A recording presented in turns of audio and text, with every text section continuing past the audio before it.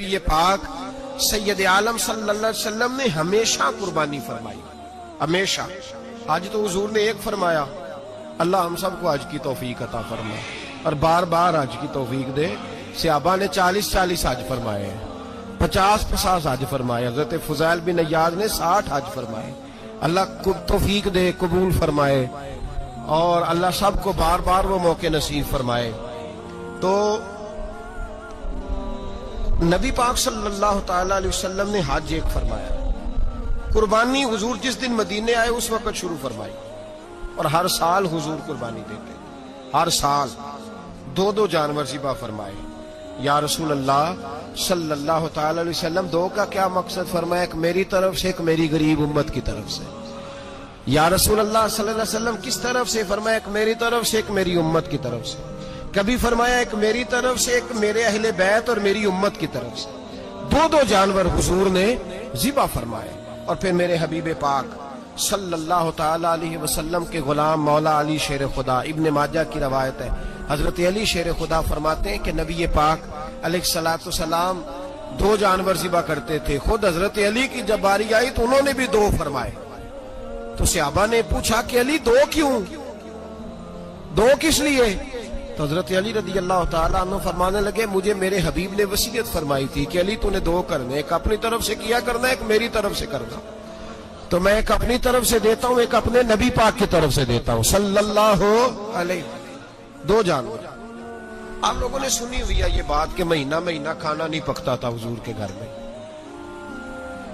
حضرت عائشہ فرماتی ہیں 3 چاند اور 3 سورج کٹھے کبھی نہیں دیکھے جب ساتھ روٹی بھی کھائی ہو، یعنی 3 دن مسلسل کبھی کھانا نہیں کھایا۔ قربانیاں کتنی دیں؟ بولیے۔ حضرت علی شیر خدا کا مکان کوئی نہیں اپنا، کوئی گھر نہیں بنایا۔ مولا کائنات شیر خدا، میں نے یہ بات پھر دہرا رہا ہوں، پہلے بھی میں نے عرض کی تھی، پکا کرنے کے لیے دہرا رہا ہوں۔ حضرت علی کا کوئی کاروبار نہیں بظاہر۔ بی بی صاحبہ فرماتی ہیں کہ کئی ہفتے صرف سرکہ اور کھجورے۔ قربانیاں کتنی؟ اسی سارے صاحب لان ٹورے ہیں کہ ساڑھے تے لگ دی ہے کہ نہیں، پکا۔ اور پھر جب بات ہوتی ہے دینے کی تو ماحول اور ہوتا ہے، جب لینے کی باری ہوتی ہے تو ماحول اور ہوتا ہے۔ قربانی واجب ہے اس شخص پر جس کے پاس 52.5 تولے چاندی یا 7.5 تولے، لیکن میں 7.5 تولے والا فتویٰ نہیں دیتا، میں 52.5 تولے چاندی والا فتویٰ دیتا ہوں، اس لیے کہ 52.5 تولے چاندی تو شاید تولہ یا 1.5 تولہ سونے کے برابر ہی ہو جائے، ٹھیک ہے نا جی؟ تو 7.5 تولے سونا 50-60 ہزار روپیہ جس آدمی کے اکاؤنٹ میں موجود ہے وہ قربانی کرے۔ بلکہ امام شافعی رحمۃ اللہ علیہ فرمایا کرتے تھے جس نے 3 کمروں کو تالا لگایا ہوا ہے وہ 3 کمرے فارغ ہیں، اس کے کسی کام کے نہیں، ان کی قیمت کا حساب لگائے، اور چھت پہ سٹور بنا دیا ہے، کوئی مطلب نہیں اس کا، اور جو ویسے رکھی ہوئے ہیں کوئی معنی ہی نہیں کمرے کا، فرماتے تھے حساب لگائے، قربانی کرے۔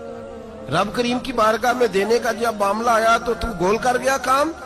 میرے رسول کائنات سرور عالم صلی اللہ علیہ وسلم کا جب اپنے لیے چیزیں استعمال کرنے کا ماحول ہے تو محبوب پاک علیہ الصلوۃ والسلام نے مہینہ روٹی نہیں پکائی۔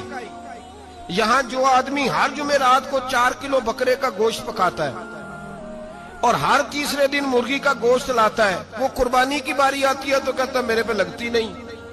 وہ ٹھیک ہے ابا جی لے آئے، ابا جی کی طرف سے قربانی ہے، اس دفعہ ابا جی کی، اگلی دفعہ اماں جی کی، اس سے اگلی دفعہ دادی جی کی۔ او خدا کے بندو، جس آدمی کے پاس پیسے ہیں پہلے اپنی قربانی واجب ہے۔ میری بات کی سمجھ آ رہی ہے عزیزوں کو؟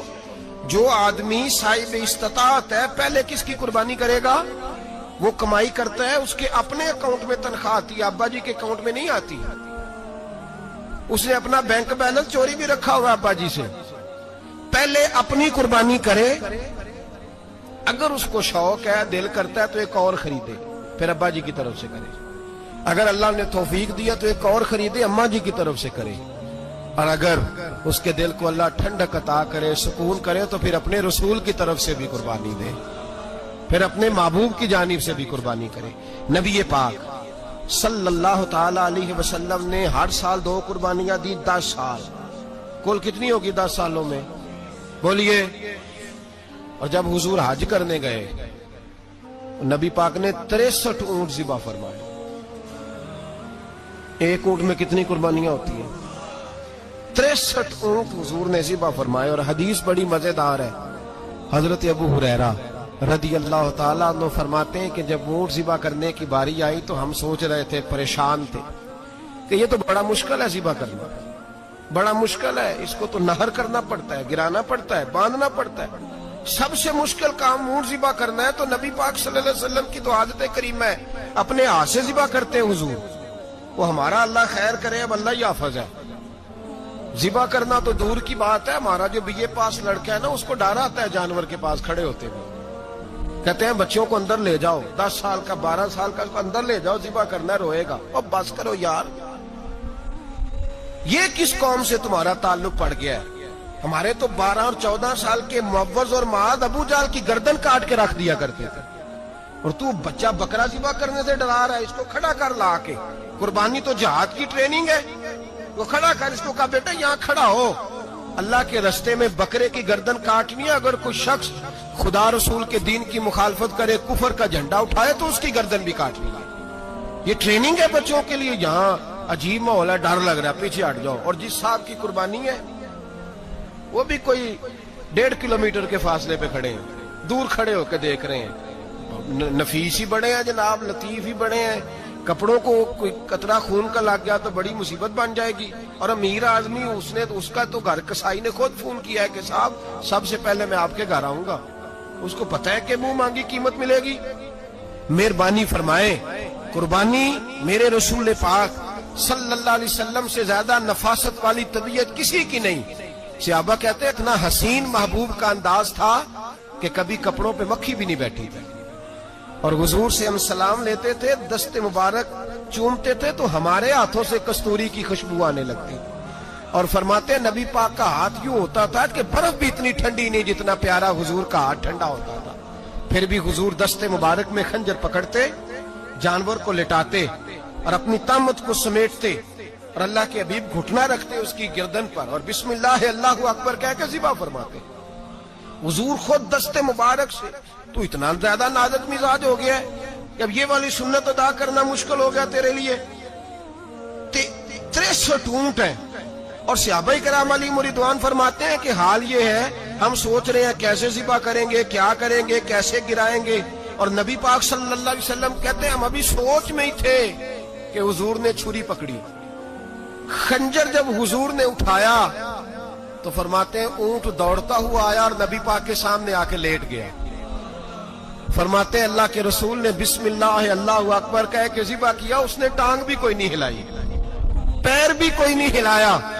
وہ کسی شاعر نے بڑی عجیب بات کہی تھی. اس نے کہا پھنسی جو دام میں بلبل تو لگی یوں کہنے، کرے گا قتل کیا تو نے جب اسیر مجھے، کباب شمع کے شولے پہ کیجیو سیاد، شکل گل نظر آئے دم اخیر مجھے. وہ کہتے ہیں بلبل کو شکاری، سیاد شکاری نے پکڑ لیا بلبل کو. تو سیاد سے بلبل کہنے لگی تو نے پکڑا ہے تو قتل تو کرے گا ہی نا، کھائے گا تو صحیح، ایک میری منت ہے. شکاری کہنے لگا وہ کیا؟ تو بلبل کہنے لگی جب تو مجھے ذبح کرے نا اور پکائے تو مجھے پھول سے بڑی محبت ہے. اس طرح کرنا، کوئلے اتنے زیادہ دہکانا، اس قدر زیادہ آگ جلانا کہ ان کی شکل گلاب کے پھول کی طرح سرخ ہو جائے. تو جب تو مجھے ان پر جلائے گا تو مجھے تکلیف نہیں ہوگی، اس لیے کہ محبوب کا چہرہ جو سامنے آ جائے گا مجھے تکلیف نہیں ہوگی. پھنسی جو دام میں بلبل تو لگی یوں کہنے، کرے گا قتل کیا تو نے جب اسیر مجھے، کباب شمع کے شولے پہ کیجیو سیاد، او شکل گل نظر آئے دم اخیر مجھے. اعلیٰ حضرت بریلوی علیہ رحمہ فرمایا کرتے تھے، فرماتے تھے بڑی تکلیف ہوگی جب جان نکلے گی. روایتوں میں آتا ہے جس طرح باریک دوپٹہ جھاڑیوں پہ ڈالا جائے، کھینچا جائے تو پھٹ جاتا ہے، یوں تکلیف ہوگی. پر فرمانے لگے رسول اللہ کے غلام کو کوئی تکلیف نہیں ہوگی. حضور کیوں؟ فرمایا اس لیے کہ جب جان نکلنے لگے گی تو سامنے جلوہ بدوحاد آ جائے گا. حضور کے جلوے ہوتے رہیں گے تو پتہ ہی نہیں چلے گا جان کیسے نکل گئی. پھنسی جو دام میں بلبل. تو صحابہ فرماتے ہیں کہ اونٹ دوڑتا ہوا آیا، حضور کے سامنے آ کے لیٹا، نبی پاک نے ذبح فرمایا اور فرماتے ہیں حد ہو گئی. حضور نے توجہ فرمائی تو دوسرا دوڑتا ہوا آ گیا، تیسرا آ گیا. حضرت ابو ہریرہ فرمایا کرتے اونٹ ایک دوسرے کو دھکے دیتے تھے, پیچھے ہٹ جا, پہلے میں نے جانا ہے, پہلے میں نے جانا ہے. 63 اونٹ وادی مینا میں حج کے موقع پر میرے رسول پاک نے دست مبارک سے ذبح فرمائے. ہر قربانی حضور نے اپنے ہاتھوں سے فرمائی. قربانی واجبات دین میں سے, ضروریات دین میں سے, اور کوئی اتنا لمبا چوڑا مسئلہ نہیں. بہت ساری چیزوں کو خود بخود مشکل کر لیتے ہیں. ٹی وی پہ خبر آتی ہے فیصل آباد کے 2 بیل ہیں, بولو اور ڈولو, پتہ نہیں کتنے من ان کا وزن ہے. ان سے پوچھا جا رہا ہے کہ بولو ڈولو کھاتے کیا ہیں, تو کہتے ہیں بادام کھاتے ہیں, مکھن کھاتے ہیں. یہ جناب پتہ نہیں ان کو دودھ کتنے کلو روز پیتے ہیں, اور بولو ڈولو بیچارے سے خود نہیں چلا جا رہا. لگ ایسے رہ جیسے وہ خود کہہ رہے ہیں مہربانی کرو ہمیں ذبح کر لو, اب تو اٹھا بیٹھا بھی نہیں جا رہا. او خدا کے بندو, دین کی اصل حقیقت کو سمجھو. یہ تو حضور نے فرمایا خوبصورت جانور لاؤ, یہ کس حدیث میں آیا ہے کہ اسے بادام کھلاؤ؟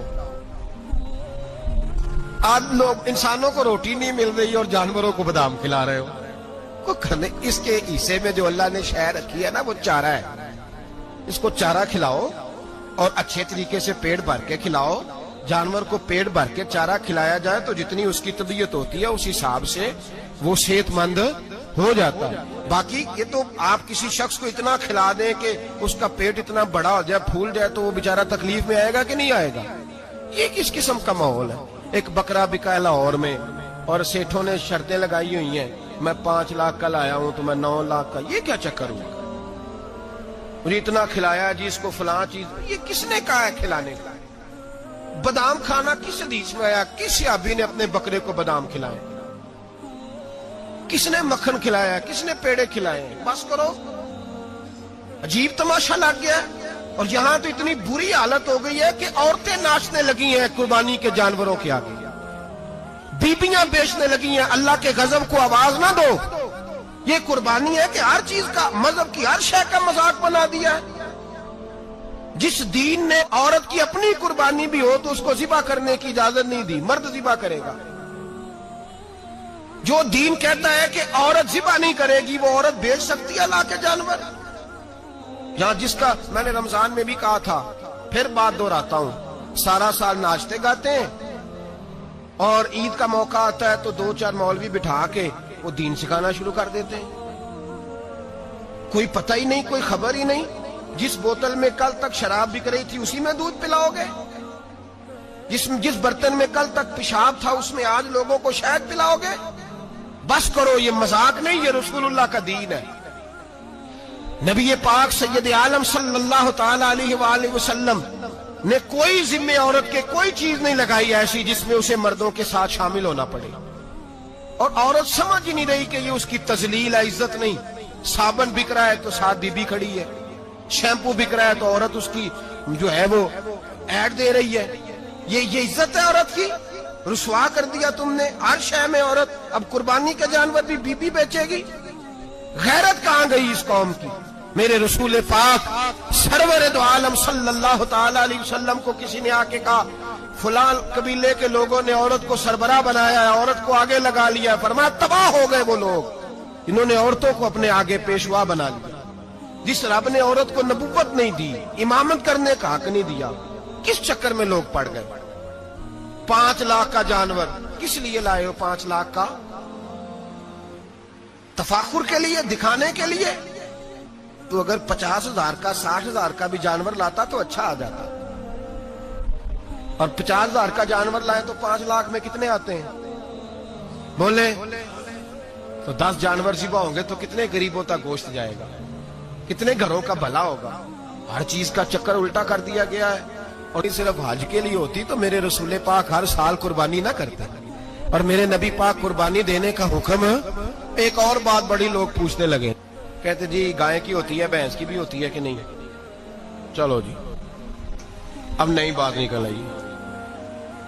حدیث پاک میں لفظ آیا اونٹ کا, نبی پاک نے فرمایا بکرا 1 سال کا, گائے 2 سال کی, اونٹ 5 سال کا. حدیث میں لفظ آ گیا اونٹ کا. آپ کو بندہ کہے پہلے بتائیں نر کا کہ مادہ کا, تو میں کدھر سے آپ کو حدیث نکال کے دوں جس میں نر بھی اور مادہ علیحدہ علیحدہ ہو؟ حدیث پاک میں ذکر آ گیا دمبے کا، مینڈے کا. اب باقی جو سارے جاگ رہے ہیں نا، اب غور فرمائیں، باقی ایک بکرا ہے، ایک چترا ہے، ایک دمبا ہے، ایک دیسی بکرا ہے، ایک پہاڑی بکرا ہے، تو علیحدہ علیحدہ لفظ کہاں سے نکال کے دیے جائیں؟ یہ ساری انواع ہیں، اقسام ہیں، نوع ہیں. اسی طرح بھینس بھی گائے کی ایک قسم ہے. امام اعظم ابو حنیفہ فرماتے ہیں النوع منہ، یہ اس کی ایک قسم ہے، نوع میں سے ہے، گائے کی نوع میں سے. آپ عام لفظ بولتے ہیں تو کہتے ہیں بکرا چترا گائے بھینس، عام لفظ ہے نا. تو جب گائے کہہ دیا تو اب کو بندہ کہے گائے آیا تو پہلے بتائیں گائے تو ہے، تو اس میں بیل شامل ہے کہ نہیں؟ تو گائے کی جتنی قسمیں ہیں نا، ہمارے محدثین بھینس کو گائے میں شامل کرتے ہیں. بھینس گائے کی ایک قسم ہے. تو نبی پاک صلی اللہ علیہ وسلم نے جب گائے کا لفظ استعمال کیا تو بھینس اس کے اندر آ گئی. تو اگر گائے کی قربانی جائز ہے تو بھینس کی قربانی بھی جائز ہے. اگر بیل کی قربانی جائز ہے تو کٹے کی قربانی بھی 100% جائز ہے. اس کے اندر 7 حصے ڈالے جائیں گے، اسے قربان کیا جائے گا، یہ جائز ہے. اگر آپ صریح لفظ نکال کے دکھانے کو کہیں گے تو پھر تو بڑی چیزوں میں لوگ الجھ جائیں گے. پھر کیسے نکالا جائے گا خسی کی جائز ہے کہ نہیں، جو خسی نہیں اس کی جائز ہے کہ نہیں، فلاں کی. تو ان تفصیلات، ہاں بہت ساری چیزوں کی تفصیلات حدیث میں ہیں، لیکن ساری چیزوں کی موجود نہیں. اس لیے میرے عزیز یاد رکھیں، بھینس کی قربانی بھی ہوگی، گائے کی بھی ہوگی، بیل کی بھی ہوگی، کٹے کی بھی ہوگی. جن کی نہیں ان کی نہیں. ہم نے کبھی کہا ہرن کی قربانی بھی ہوگی یا مرغی کی قربانی بھی ہوگی.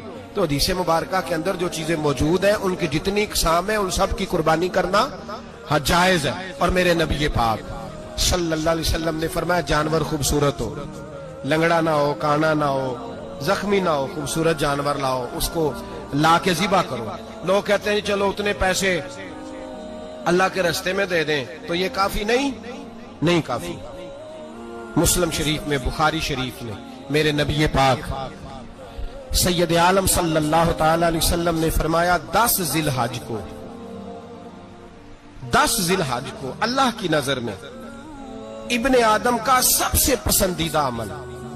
لیکن نا 10 ذی الحج کو، کل 10 ذی الحج ہے تو بڑے کام ہوں گے، فجر کی نماز بھی ہوگی، تکبیرات تشریق بھی پڑھی جائیں گی.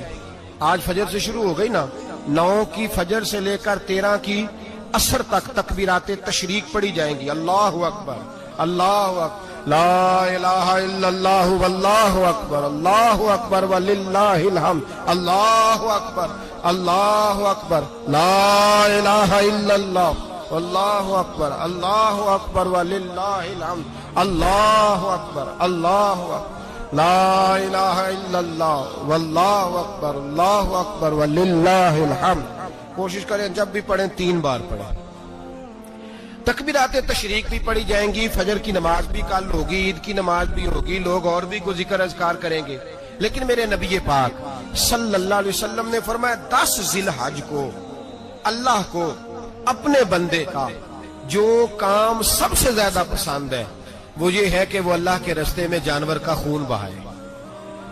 حالانکہ نمازیں بھی ہیں، اذکار بھی ہیں، تکبیرات بھی ہیں، سارا کچھ ہے، پر اللہ کو سب سے زیادہ کیا پسند ہے؟ جانور کو قربان کرنا. یہ اللہ کو بڑے خوبصورت لفظ نبی پاک علیہ السلام نے فرمایا قربانی کا جانور قیامت کے دن اپنے سینگوں اور کھروں سمیت آئے گا، اور جس نے قربانی کی ہوگی اس کی بخشش کروا کے اسے جنت میں لے کر جائے گا.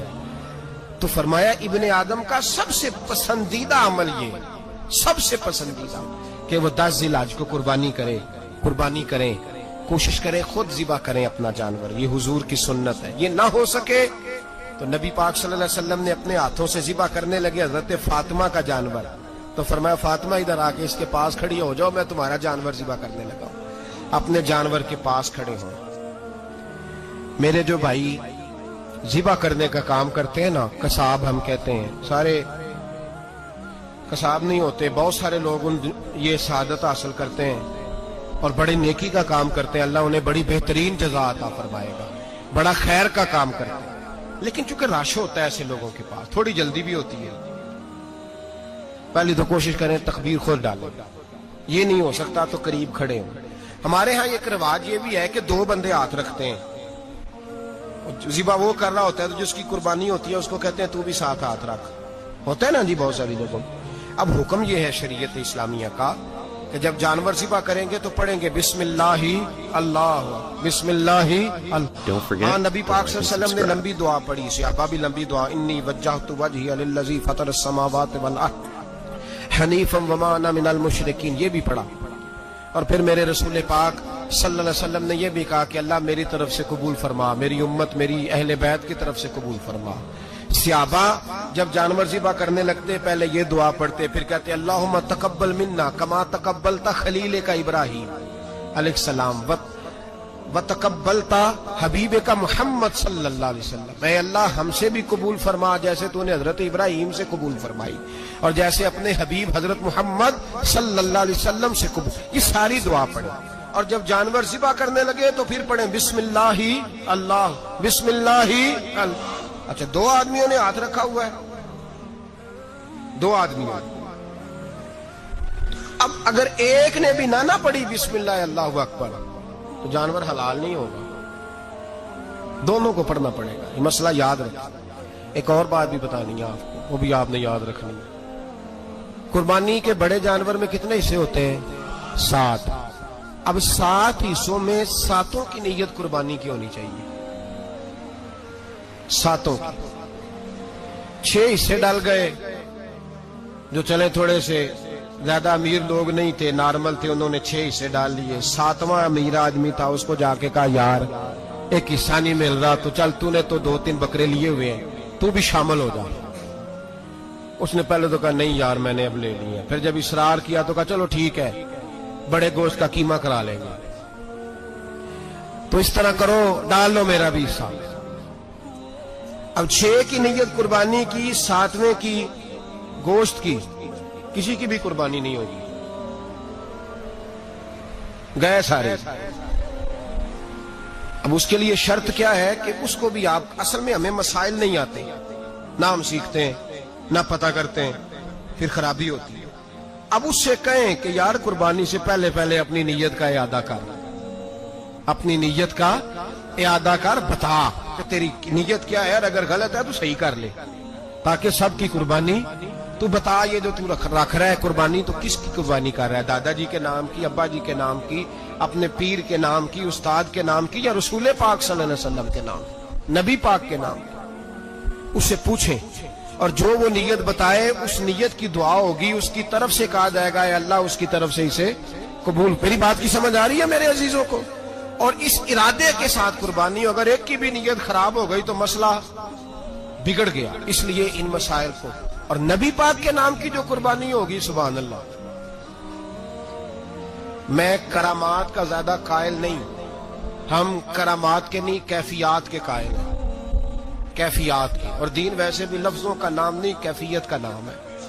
میرے ایسا فرمایا کرتے تھے ہم کرامت سے زیادہ کیفیت کے قائل ہیں۔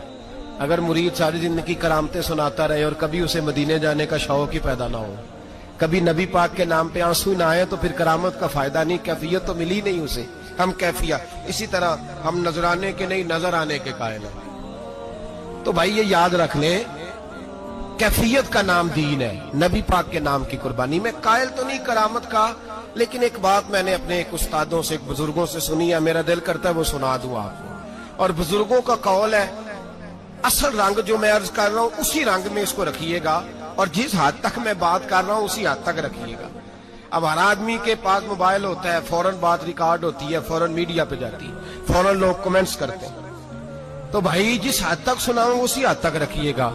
میرے ایک بزرگ فرمایا کرتے ہیں کہ نبی پاک کے نام کا جانور ذبح کرو، اور وہ گوشت اس آدمی کو کھلاؤ جس کا حافظہ کمزور ہے، اللہ اسے وسیع حافظہ عطا فرمائے گا۔ اور فرمایا کرتے کہ میرا تجربہ ہے، نبی پاک کے نام کا جانور ذبح کرو، اور جس آدمی سے کوئی گناہ نہیں نہ چھوٹتا، کسی گناہوں میں الجھ گیا ہے، اسے وہ والا گوشت کھلاؤ، اللہ اس کے دل میں نور پیدا فرمائے گا اور گناہ سے نفرت ہو جائے گی اسے، جو نبی پاک کے نام کا جانور ہو۔ تو ہم جو سیکھنے والے لوگ ہوتے ہیں، ہمارا دل کرتا ہے کہ چلو تھوڑا سا اپنی طرف سے بھی پوچھ لیں۔ تو میں نے کہا حضور اگر بیمار کو کھلا دیں تو فرمانے لگے کھلا دو، اللہ صحت دینے والا ہے، پر بیمار کے لیے دوائیاں بڑی ایجاد ہو گئی ہے، گناہگار کی دوائیاں نہیں ملتی، بیماروں کی دوائیاں بڑی ہیں، गुनाहगारों की नहीं मिलती, गुनाहगार को खिलाओ। इसलिए कि जो चीज मुस्तफा के नाम से मंसूब हो जाती है, रब उसकी बड़ी कदर फरमाता है, अल्लाह उसकी बड़ी कदर करता है। जो चीज नबी पाक के नाम से मंसूब हो जाती है, अल्लाह उसकी बड़ी कदर फरमाता है। मेरे नबी पाक अलैहिस्सलाम ने फरमाया, मेरा कलमा पढ़ने वाला मोमिन जब दोजख से गुजरेगा तो दोजख कहेगी जल्दी जल्दी गुजर जा, जल्दी जल्दी। जहन्नम की आग कहेगी जल्दी जल्दी गुजर जा, जल्दी। तो मोमिन कहेगा तू तो आ गया, तुझे क्या बात हुई, पुल सिराज से गुजर रहा है, क्या मसला हुआ। उसके पास से गुजर रहा है दोजख के, तो पास से गुजरते वक्त भी कहते जल्दी गुजर जा, कहीं ऐसा ना हो कि तेरे नूर की चमक मेरी आंख को ही ठंडा कर दे। ये शान है उनके गुलामों की, तो सरकार का आलम क्या होगा। तो मेरे रसूल पाक अलैहिस्सलाम से जो शय मंसूब हो जाती है उसकी अल्लाह बड़ी कदर फरमाता है, जब ही तो हमारी कदर है। अल्लाह फरमाता है कुन तुम खैरा उम्मतिन, तुम जिस तरह के भी हो सबसे अफजल, इसलिए कि मेरे मोहम्मद का कलमा जो पढ़ते हो सल्लल्लाहु अलैहि। तो कुर्बानी करें, अच्छी नीयत के साथ करें, खुलूस के साथ करें। कुर्बानी के गोश्त के 3 हिस्से कर दें। एक देना है खालस गरीब लोगों को, जी क्या देना है उनको, जी गरीबों को क्या देना है, नाल झिड़का नहीं देनिया 250 आ भी गए हो तुसी, अजे तो खल भी नहीं लाई, झिड़का नहीं देनिया, और जो तेरे दरवाजे तक चल के आ गया।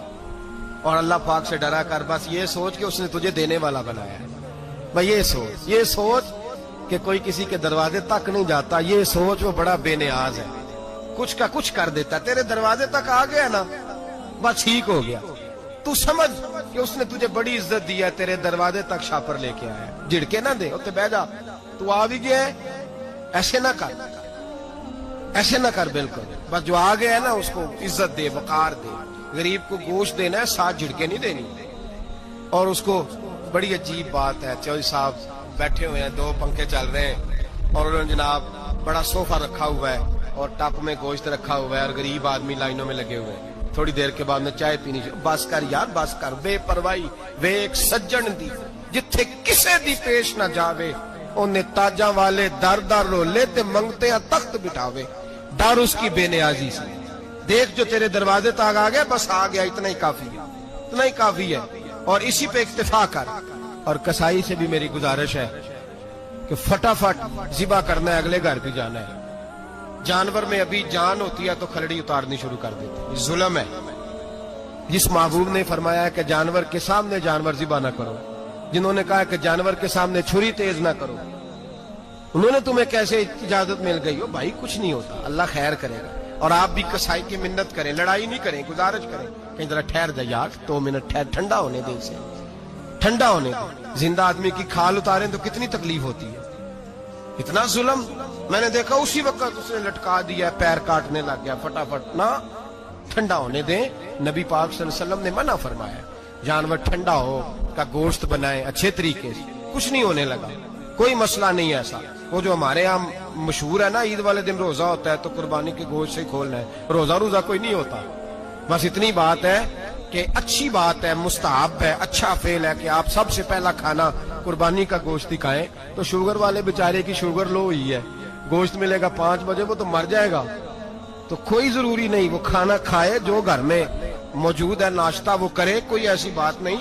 गोश्त बन जाए तो वो खा ले, कोई रोजा नहीं। ईद वाले दिन कोई रोजा नहीं होता, यौम अरफा का रोजा है, ईद वाले दिन का कोई रोजा नहीं। बहरहाल उस गोश्त के 3 हिस्से करें, एक खालस गरीब आदमी को, दूसरा रिश्तेदारों को, अजीजों को, पड़ोसियों को, तीसरा घर में रखें, इस्तेमाल करें, खाएं। सारा गोश्त घर में रखना भी जायज है, और सारा बांट देना भी। मैंने पिछले जुमे भी कहा था, फिर याद कराता हूं, जो लोग कुर्बानी करते हैं ना, वो वाले लोग हैं जिनके घर में आज भी गोश्त पकेगा।